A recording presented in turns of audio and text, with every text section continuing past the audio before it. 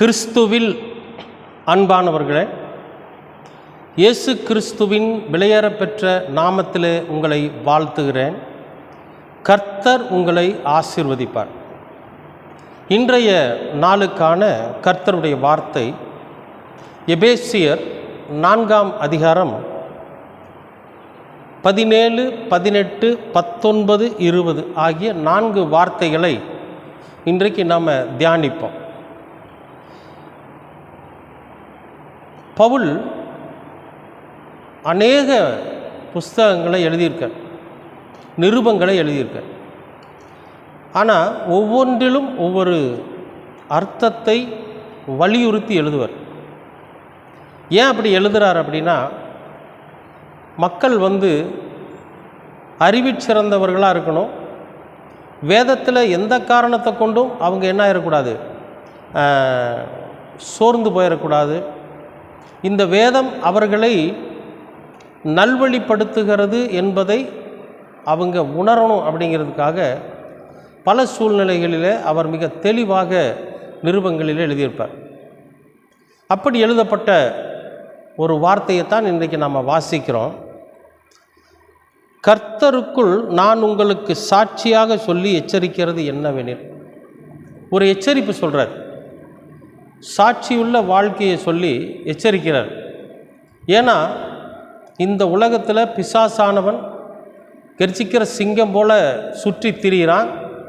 அவனிடத்தில் யாரும் சிக்கிடக்கூடாது. அதனால் நீங்கள்லாம் எப்படி இருங்க, ஒரு எச்சரிக்கையோடு இருங்க அப்படின்னு நம்மை எச்சரிக்கிறார். அவர் எச்சரிக்கிறது என்னவெனில், மற்ற புரஜாதிகள் தங்கள் வீணான சிந்தையிலே நடக்கிறது போல நீங்கள் இனி நடவாமல் இருங்கள் அப்படிங்கிறார். மற்ற புரஜாதிகள் தங்கள் வீணான சிந்தையிலே நடக்கிறது போல நீங்கள் நடவாதிருங்கள் அப்படிங்கிறார். புரஜாதிகள்னால் யார்? அது வேணும் இல்லையா? இப்போ இஸ்ராயேலின் மக்களை தவிர மற்றவர்களெல்லாம் புரஜாதிகள் அப்படின்னு எடுத்துக்கலாமா? இல்லை.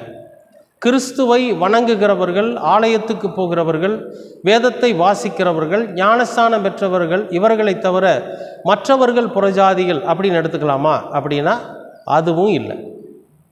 அப்போ யார் புறஜாதிகள்? புறஜாதிகளை மாதிரி நீங்கள் உங்களுடைய வீணான சிந்தையில் நடக்கிறது போல நீ நடக்காதிருங்கிற. அப்போ யார் அந்த புறஜாதிகள் அப்படின்னா, ஒருவனாகிலும் கெட்டு பாதாளம் போகக்கூடாது. எல்லா மனிதர்களும் தன்னோட வாழ்க்கையின் நிலையை அறிந்து உண்மையாய் உத்தமமாய் கடவுளுக்கு பயந்து வாழ்கிற வாழ்க்கை வாழ்ந்து அவர்கள் ஜீவனுள்ள தேவனாகிய பிதாவாகிய தேவனுடைய வலது வாரிசத்திற்கு வர வேண்டும் என்பது தான் கடவுளுடைய ஆசை. அதற்காகத்தான் இயேசு கிறிஸ்து இந்த பூமிக்கு வந்தார். அதற்காகத்தான் இயேசு கிறிஸ்து தன் ஜீவனை கொடுத்தார். ஒரு குறிப்பிட்ட ஜாதி யாருக்கு அப்படின்னு இல்லை, இந்த உலகத்தில் மனிதனாய் பிறந்த எல்லோருக்கும். ஆனால் இன்னொருத்தன் இருக்கிறான். யாருன்னா, பிசாசானவன் என்ன பண்ணுவான், தனக்கென்று ஒரு கூட்டத்தை சேர்த்து கொள்வான். நம்ம ஆண்டவரை அறிந்திருந்த போதும் கூட, கடவுளை தெரிந்திருந்த போதும் கூட, கர்த்தருடைய வார்த்தை இன்னதென்று அறிந்திருந்த போதும் கூட அவன் என்ன பண்ணுவான்னு கேட்டிங்கன்னா, கடவுளோட பிள்ளைகளைத்தான் வஞ்சிப்பான். கடவுளுடைய பிள்ளைகளைத்தான், அதாவது வேதத்தின்படி நடக்க முயற்சிக்கிற பிள்ளைகளை தான் என்ன பண்ணுவான்னு கேட்டிங்கன்னா, வஞ்சகமாக இந்த உலகத்தில் இருக்கக்கூடிய ஆசைகளை காட்டி, சிற்றின்மைகளை காட்டி, எளிதில் கிடைக்கக்கூடிய விஷயங்களை காட்டி என்ன பண்ணுவான்னு கேட்டிங்கன்னா, அவங்கள தான் பக்கம் இழுத்துருவான். அப்போ இந்த உலகத்தில் இருக்கிறது 2 ஜாதி தான். ஒன்று பரிசுத்த ஜாதி, இன்னொன்று அசுத்த ஜாதி. இந்த அசுத்தமுள்ள ஜாதி என்ன பண்ணுன்னு கேட்டிங்கன்னா, பிசாசானவனுடைய வார்த்தைகளை பின்பற்றி பிசாசானவன் எப்படிப்பட்ட வழியிலே நடத்துகிறானோ அந்த வழியில் நடக்கும். அவர்களுடைய சிந்தையின்படி நீங்கள் நடக்காமல் இருங்க. அவருடைய சிந்தையெல்லாம் ரொம்ப கொடுமையானது அப்படின்னு சொல்லி சொல்கிறார். அப்படி என்ன அங்கே நடக்குது அப்படின்னா, அவர்கள் புத்தியில் அந்தகாரப்பட்டு தங்கள் இருதய கடினத்தினால் தங்களில் இருக்கும் அறியாமையினாலே தேவனுடைய ஜீவனுக்கு அந்நியராக இருந்து. நல்லா கவனிங்க. இப்போ இந்த பிசாசானவன் என்ன பண்ணியிருக்கிறான்னு கேட்டிங்கன்னா, அவர்களுடைய புத்தியை அந்தகாரப்படுத்திடுவான், இருளடங்கி வச்சுருவான், மழுங்கி போக வச்சுருவான். இன்றைக்கி நிறையா இடங்களில் நாம் கர்த்தரோட சுவிசேஷத்தை அறிவிக்க போனோன்னு வச்சுங்களேன், அங்கே ஒரு கூட்டம் நம்மளை என்ன பண்ணுவாங்கன்னு கேட்டிங்கன்னா வழிமறிப்பாங்க. இங்கே எதுக்கு வந்திருக்கிறீங்க, என்ன காரணம்? இல்லைங்க நாங்கள் கர்த்தருடைய சுவிசேஷத்தை சொல்ல வந்திருக்கிறோம் அப்படின்னா, அப்படியா, இங்கெல்லாம் அதை சொல்லக்கூடாது, இங்கெல்லாம் அதை சொல்லக்கூடாது, நீங்கள் என்ன பண்ணுங்கள், உங்கள் வந்த வழியை பார்த்துட்டு போங்க அப்படின்னு சொல்லி சில நேரங்களில் அடிக்கவும் கூட செய்வாங்க. அவங்க சொல்கிற வார்த்தை என்ன தெரியுமா? ஒரு காவல் நிலையத்திலையோ அல்லது ஒரு இடத்துலையோ நம்ம போய் கம்ப்ளைண்ட் பண்ணுறப்ப அவங்க சொல்லுவாங்க, இவங்க பைபிளை தூக்கிட்டு வந்து இந்த மக்கள் மத்தியில் பிரெயின் வாஷ் பண்ணுறாங்க, மூளை செலவை பண்ணுறாங்க, அவங்களுடைய மூளையை செலவை பண்ணுறாங்க, அவங்க பிரெயின் வாஷ் பண்ணுறாங்க அப்படின்னு சொல்லி நம்மளை சொல்லுவாங்க. அப்படியா பண்ணுறோம் அப்படின்னா உண்மை அதுதான். ஏன்னா பிசாசானவன் அவர்களுடைய மூளையை என்ன பண்ணி வச்சுருக்கிறான், அந்தகாரப்படுத்தி வச்சுருக்கான், இருளடையும்படியாக செய்து வச்சுருக்கான், அவர்களுடைய மூளையை சுற்றிலுமாய் அழுக்கு படியும்படியாக பண்ணி வச்சுருக்கான். அப்படி செஞ்சதுனால அவர்களுடைய மூளையை கழுவ வேண்டிய ஒரு கட்டாயம் நமக்குள்ளே இருக்கும். அதனால தான் சொல்லுவாங்க பிரெயின் வாஷ் பண்ண வந்திருக்கிறாங்க, மூளையை சலவை செய்வதற்காக வந்திருக்கிறாங்க நம்மளை சொல்லுவாங்க. சரி, இப்போ அவன் என்ன பண்ணுவான்னா, நம்ம என்ன தான் அறிவுரையை சொன்னாலும் அவனோட புத்திக்கு ஏறாது. ஏன்னா அந்த புத்தியானது அந்தகாரப்பட்டிருக்கும். அப்புறம் தங்கள் இருதய கடினத்தினால் தங்களில் இருக்கும் அறியாமையினால் அந்த இருதயத்தை கடினப்படுத்தியிருப்பான். அவனோட மூளை மழுங்கி போயிருக்கு, அவனோட புத்தி மழுங்கி போயிருக்கு. அதனால அவன் என்ன பண்ணுறான், தன் இருதய கடினத்தினால அறியாமையினால இருதயத்தை கடினப்படுத்துகிறான். அப்போ கர்த்தரோட சுவிசேஷத்தை நாம் அவர்கிட்ட சொன்னால், ஆண்டவர் நமக்காக உயிர் நீத்திருக்கிறாரு, ஆண்டவர் நமக்காக உயிர் தெழுந்திருக்கிறாரு, ஆண்டவர் நமக்காக இப்படிப்பட்ட வார்த்தைகளை சொல்லி இருக்கிறாரு அப்படின்னு சொல்லி அவர்கள் செய்கிற காரியத்தை குறித்து நாம் அவர்களுக்கு எச்சரிக்கையான காரியத்தை சொன்னோம்னா அதை ஏற்றுக்க மாட்டாங்க. அவர்கள் இருதயம் கடினமாக இருக்கும். நம்மை பார்த்து என்ன பண்ணுவாங்கன்னா, அவங்க எதிர்த்து பேசுவாங்க, நம்மளுடைய சண்டைக்கு வருவாங்க. நீங்கள் எங்களுக்கு அறிவுரை சொல்கிறீங்களா, போக மாட்டேங்க அந்த பக்கம், உங்கள் புத்திமதிகளை தூக்கிட்டு போங்க, உங்கள் வேதாகமத்தை தூக்கிட்டு போங்க, உங்கள் இயேசு கிறிஸ்துவை தூக்கிட்டு போங்க, நீங்கள் வேற எங்கேயாவது போய் சொல்லுங்கள், எங்ககிட்ட சொல்லாதீங்க, எங்களுக்கு எல்லாம் தெரியும், எங்களுக்கு எல்லாமே தெரியும், நீங்கள் எங்களுக்கு புத்தி சொல்ல வேண்டாம் அப்படின்னு நம்மை கடிந்து கொண்டு அவர்களுடைய இருதயத்தை கடினப்படுத்தி அவங்களுக்கு ஒரு அறியாமை, ஐயோ நம்ம தப்பு பண்ணுறோமே, நம்முடைய நலனுக்காகத்தானே இவங்க சொல்கிறாங்க, நாம் நல்லா இருக்கணுங்கிறதுக்காகத்தானே இயேசு கிறிஸ்து இந்த பூமிக்கு வந்தார் அப்படிங்கிறதை அவர்கள் அறிந்து கொள்ளாமல் கிறிஸ்துவின் ஜீவனை விட்டு வெகு தூரம் விலகி போயிருக்கு. அவருடைய அன்பை விட்டு அவருடைய கிருபையை விட்டு என்ன பண்ணுவாங்க, ரொம்ப தூரம் விலகி போயிருப்பாங்க. அவங்க வேறொரு ஜாதியராகவே மாறி இருப்பாங்க. அவனுக்கு எனக்கு என்ன பங்கு இருக்குது, பரிசுத்தத்திற்கும் அசுத்தத்திற்கும் என்ன பங்கு இருக்குது, நியாயம் உள்ளவனுக்கும் அநியாயம் உள்ளவனுக்கு என்ன பங்கு இருக்குன்னு சொன்ன மாதிரி அவன் அநியாயக்காரனாக மாறி கடவுளுடைய ஜீவனுக்குள்ளே பங்கு இல்லாதவனாக இருப்பான். இப்போ அவன் என்ன வேலை செய்வான் தெரியுங்களா, அப்படி இருக்கிறவன் உணர்வில்லாதவர்களாய், உணர்வுபூர்வமான எந்த விஷயத்தையும் அவங்க ஏற்றுக்க மாட்டாங்க. ஏன்டா நான் சொல்கிறது உனக்கு உணருதா இல்லையா, உனக்கு ஏறுதா இல்லையான்னு கேட்குறாங்க இல்லையா. அப்படி உணர்வு பூர்வமாய் தன்னைத்தானே உணர்ந்து கொள்ளக்கூடிய அந்த சுய சோதனை பண்ணக்கூடிய, சுய பரிசோதனை பண்ணக்கூடிய அந்த சிந்தனை அவனுக்குள்ளே இருக்காது. அப்படி இருந்துட்டாவே தான் செய்கிற தவறை அவன் உணர்ந்து கொள்வான். அப்படி இருந்துட்டாவே தான் தப்பு பண்ணுறங்கிறத உணர்ந்து கொள்வான். அப்படி அவன் உணராதபடிக்கு அவன் கண்களை குருடாக்கி, அவன் காதுகளை செவிடாக்கி, அவன் நாவுகளை மந்தமாக்கி, அவனை எதுக்கும் பிரயோஜனம் இல்லாதவனா அவனை இந்த உலகத்தில் விபச்சாரத்திற்கும் காம விகாரத்திற்கும் தவறு பண்ணுறதுக்கு மட்டுமே அவனை பயன்படுத்தி கொண்டிருப்பான் பிசாசு.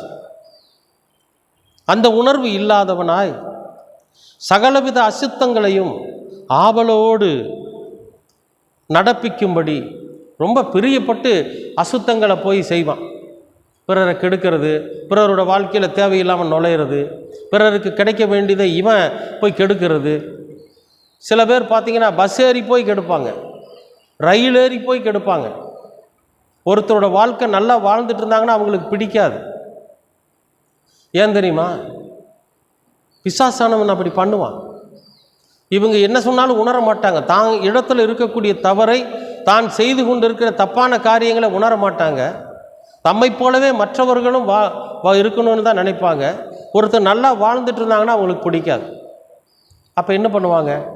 ஐயோ நாம் அவங்க வாழ்க்கையில் தலையிடக்கூடாது, கடவுள் நம்மளை தண்டிச்சிருவார், கடவுள் நமக்கு நம்மிடத்துல கேள்வி கேட்பாருங்கிற அந்த பயம் அவங்களுக்குள்ள, அந்த உணர்வு அவங்களுக்குள்ள இருக்காது. அப்போ என்ன நடக்கும்? அவங்க இஷ்டம் போல் திரிவாங்க, அவங்க இஷ்டத்துக்கு தப்பு பண்ணுவாங்க, அவங்க இஷ்டத்துக்கு அசுத்தமான காரியங்களை செய்வாங்க. அடுத்தது பாருங்க, தங்களை காம விகாரத்திற்கு ஒப்பு கொடுத்திருப்பார். காம விகாரத்துக்கு, சரீர இச்சைகளுக்கு அவங்க ஒப்பு கொடுத்து இந்த சரீர சுகம் எதுவும் அது மட்டுமே இன்பம்னு நினச்சிருப்பாங்க.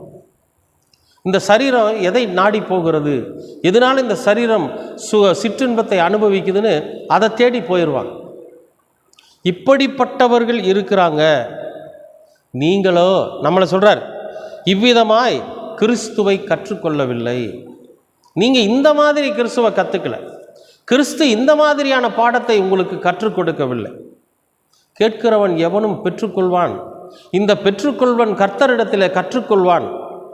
நாம் ஏற்கனவே ஒரு காணொளியில் கற்றுக்கொள்னு சொல்லி பதிவிட்டிருந்தோம். அப்போ கிறிஸ்து நமக்கு எதை கற்றுக் கொடுத்துருக்கிறாரு அதை நாம் கவனிக்கணும் இல்லையா? அப்போ இந்த மாதிரியான காரியங்களை பிசாசானவன் என்ன பண்ணுறான்? ஒரு மனிதனை குருடனாக்கி, செவிடனாக்கி, நாவை மந்தமாக்கி, புத்தியை மழுங்க செய்து, விபச்சாரக்காரனாகவும், வேசிக்கல்லனாகவும், மூளை மழுங்கி போனவனாகவும், உணர்வில்லாதவனுமாய் இந்த உலகத்தில் பலரை அலைய திரிய வைத்திருக்கிறான் பிசாசு. இது பிசாசனிடத்தில் கற்றுக்கொண்டது. ஆனால் வேதத்தை வாசிக்கிற நமக்கு கிறிஸ்து அப்படி கற்றுக் கொடுக்கவில்லையே. பவுல் சொல்றார், கிறிஸ்து அப்போ எதை நமக்கு கற்றுக் கொடுத்திருக்கிறார் அப்படின்னு வேணும் இல்லையா? நமக்கு அவர் கற்றுக் கொடுத்திருக்கிறது என்ன? திறந்த கண்களை, நல்ல பார்வையை கற்றுக் கொடுத்திருக்கார். இந்த பார்வை சரியானதை பார்க்கணும், இச்சைகளை பார்க்கக்கூடாது. சரியானதை, நன்மையானதை, நல்லதை பார்க்கும்படியாக நமக்கு திறந்த பார்வையை கற்றுக் கொடுத்திருக்கார். நம்மளை குருடராக்கலை, நல்லதொரு பார்வையை, நேர்கொண்ட பார்வை பார்க்கும்படியாக கர்த்தர் நமக்கு கற்றுக் கொடுத்திருக்கு. அப்போ செவிகளை பாருங்க, திறந்து வச்சிருக்கார். நல்ல வசனங்களை கேளுங்க, நல்ல வார்த்தைகளை கேளுங்க, நல்ல ஆசீர்வாதமான வார்த்தைகளை கேளுங்க, நல்ல பாடல்களை கேளுங்க, கடவுளை பற்றியான காரியங்களை கேளுங்க அப்படின்னு சொல்லி நம்முடைய செவிகளை கர்த்தர் திறந்து வைத்திருக்கிறார். அது மட்டும் இல்லை, நம்முடைய நாவை கர்த்தர் மந்தமாக்கலை, நம்முடைய நாவை சுதந்திரமாக பேசும்படியாக வச்சிருக்கார். நம்ம வாய் ஊமை இல்லை, நம்முடைய வாய் எப்படி இருக்கும்? சுதந்திரமான வார்த்தைகளை, கர்த்தருடைய வார்த்தைகளை பேசும். ஒருவருக்கு நன்மை பயக்கக்கூடிய காரியங்களை இந்த நாவு உச்சரிக்கும், இந்த உதடுகள் உச்சரிக்கும்.